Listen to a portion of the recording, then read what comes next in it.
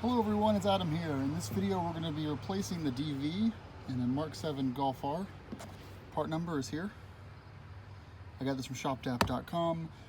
They were about $4 less than ECS, and that includes shipping. They were about $20 more than a couple of VW parts websites I had found, and they were $40 more than an eBay listing out of China, which said that this was the right part, but I didn't really trust ordering it from China and getting the wrong part and having to send it back to them. So I decided to go with a trusted source. ShopDap doesn't keep these in stock, but they ship about one day after you've ordered it, so it's pretty quick shipping.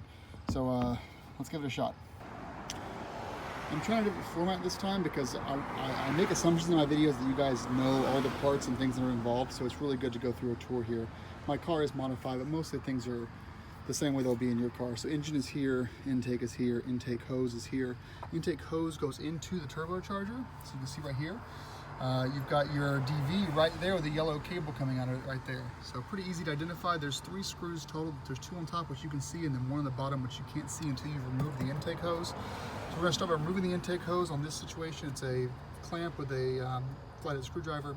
Once we get that out, I'll be able to show you guys the top and bottom of the DV, how to take it out. It's a pretty simple install. It just takes a little bit of finesse and preferably a magnetic tray underneath so you can grab any screws that you drop. Or do what I did and put the car up on ramps, so you can catch anything that drops down there pretty easily. Most times when you do drop a screw when doing the DV replacement, they're going to drop into the pan, not this little ground shield right here, but pretty easy to fish out of there with a magnetic attachment. Okay, let's get started. As for tools, it's pretty simple. A drill will do, some flat bits here, and then I've got a T30, which is what you're going to need for this this install. I've got this thing here, which actually allows me to put the star bolts onto the drill, so it's super handy. And you may or may not need one of these guys to keep all the bolts organized. It's up to you on that one. All right, so let's remove the intake hose, flathead bit here on the front, and for the rear, I'm gonna need an extension to make that work. After you remove the intake hose, you can check in here to see if there's any oil in the turbo inlet. Just a little bit trace amount, not too much. You can look down in there and see a little bit more in there.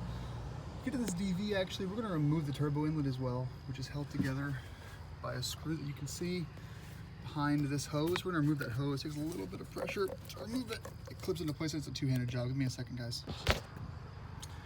For the turbo inlet pipe, it's a T30 holding that in. We're just gonna undo that. And to remove the turbo inlet pipe, you're just gonna twist it, and you're just gonna turn it all the way down, and it comes right off, just like that. So when that's removed, you can see we have a full view of the DV here. You got that bottom bolt right there on the bottom, see it? So you got 1, 2, and 3. All of these, I believe, are T30, so let's get started and remove those. And sorry, off camera, guys, because I gotta use 2 hands for this. I don't wanna lose these bolts and go fishing for them under the engine.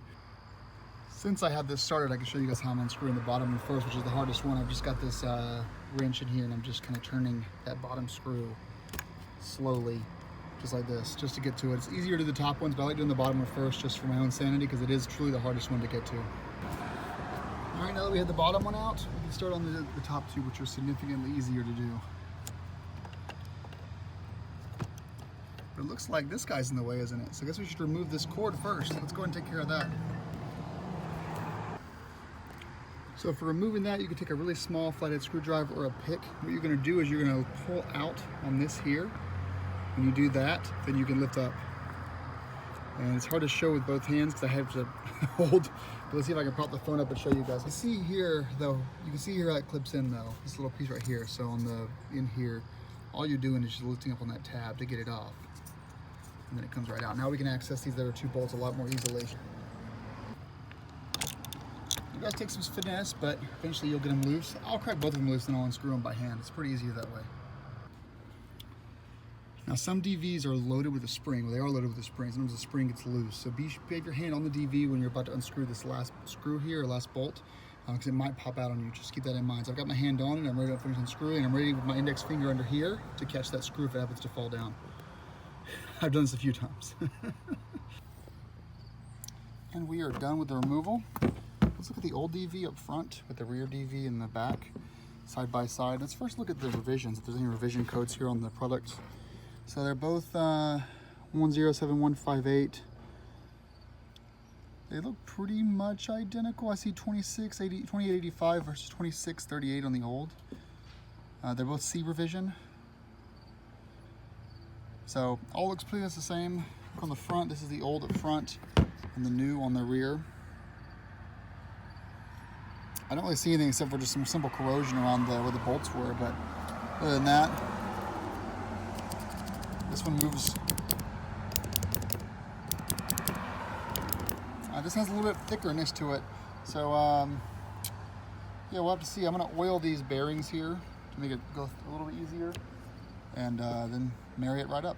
I was wrong on that. You don't put oil in the new valve, but I did want to look at something as far as the diagnosing any issues here. And before I do that, actually, you'll notice this little tab here.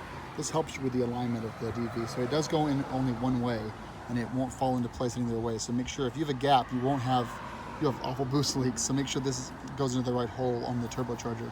But let's take the old DV apart here. Now, for pretty much the sealed part, what you can do is you can pull this out. So looks like we have some, looks to me like metal shavings, is it? Can't really tell, honestly. But there's definitely some corrosion in there. As far as the spring goes, it feels good, but the spring itself is pretty dirty. You've got some soot and disgusting stuff in there. Plus, we've got a bluish line here, which may have just been some kind of a Loctite. But I'm not gonna take the new one apart, I'll just leave it as is, so as to not ruin anything. But I am hoping this resolves the issues in my last video where I was showing you guys the excessive flutter and possible boost leak that I was having. So let's get the new one installed, which is pretty easy, and you can just work backwards from here, but I'll show it anyway just so you guys can get an idea of how to do this without any questions. All right, here we go.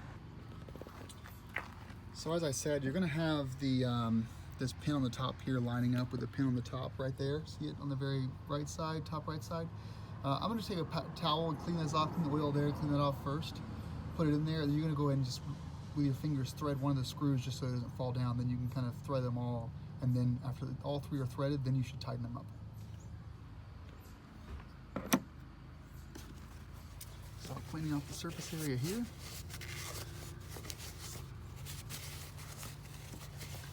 And then get some of that oil outside of the intake, turbo intake there. It wasn't an excessive amount of oil, but it's also not, it hasn't been a long time since I cleaned it last time I installed the turbo inlet. All right, so this is a two-handed job, but I'm just gonna thread 3 screws around and then tighten them down. All right, hand tightening is complete, so we're gonna screw all these down. Do not want to over tighten these at all. I mean, tighten it down, but don't strip anything out, because if you strip something out, you're stripping out the inside of the turbocharger. So be careful there. Now you're done with that, just give it a quick move. It really shouldn't move at all. It should be one piece with the turbocharger. At that point, you can grab this piece here, reattach that. Actually, first let's put the turbo inlet back. So you'll see how this is grooved this way. So we're just gonna put it down there. This is the same for the stock one too. You're gonna turn it a little bit backwards until it gets into its hole there. That is back in place. We're just gonna grab our T30 and I'm gonna start by hand tightening on this pit here.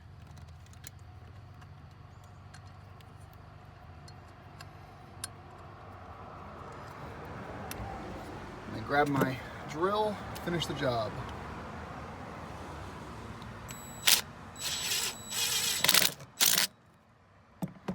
That's nice and snug. Now we can put this valve back down. You'll hear it pop. Put this guy back on. That'll click. These are all in place. Then we can reattach our intake, and then we're all done, which for everyone will be different based on the kind of hose you have set up. All right, let's go to the after clips. All right. Put this in the 3rd gear.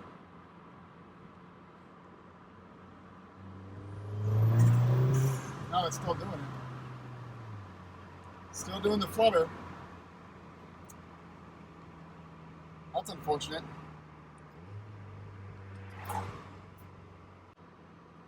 So it seems to me that the behavior is still the same as it was before, even before putting the new DV in.